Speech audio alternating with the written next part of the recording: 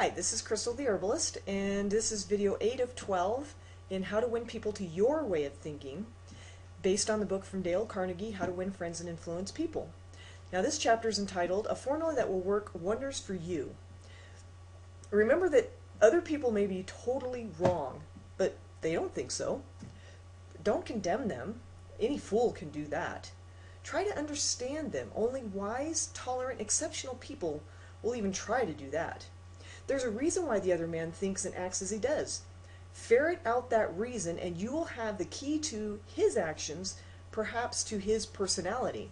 If you say to yourself, how would I feel, or how would I react if I was in his shoes, you will save yourself time and irritation, for by becoming interested in the cause, we are less likely to dislike the effect. So take note on that. Now there's a story about a man that took the course, and this was kind of more of a personal relationship with his wife.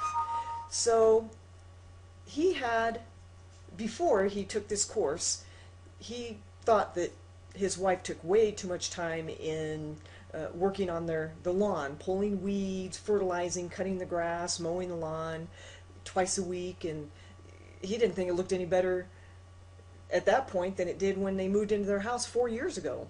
And, you know, because of this feeling that he had, she was distressed by his remarks, and each time he made such remarks, the balance of the evening was ruined.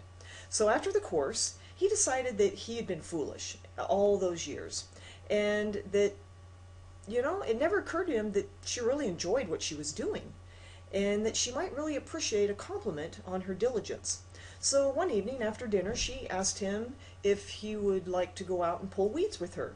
Well, first he said no, but then he's like, okay, yes, I'll go ahead and do it. So he decided that he, went out and started helping her pull weeds. And he could tell that she was visibly pleased. And they actually, worked together, spent like an hour in hard work and in pleasant conversation. After that, he often helped her in the gardening and complimented on how fine the lawn looked and what a fantastic job she was doing with the yard, where the soil was like concrete.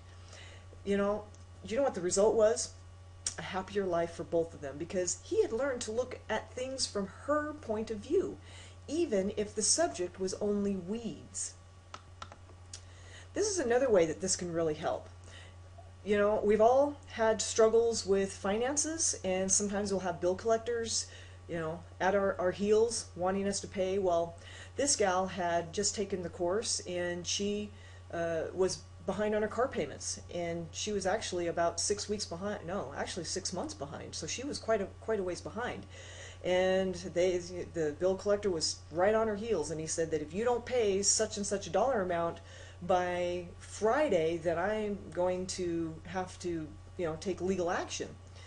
And she didn't have the money. She didn't know what she was going to do. So on Monday, when he called, knowing and expecting the worst, she, instead of becoming upset and looking at the situation, she decided to look at the situation from his point of view. So she apologized for the situation and for causing him so much, inconvenience, and remarked that she just had to be the worst customer that he, had to call on, because it was not the first time she was behind in her payments. And then his tone of voice changed immediately, and he reassured her that she was far from being one of the really troublesome customers. And then he went on to tell her several examples of how rude his customers sometimes were, or how they lied to him and often tried to avoid talking to him at all.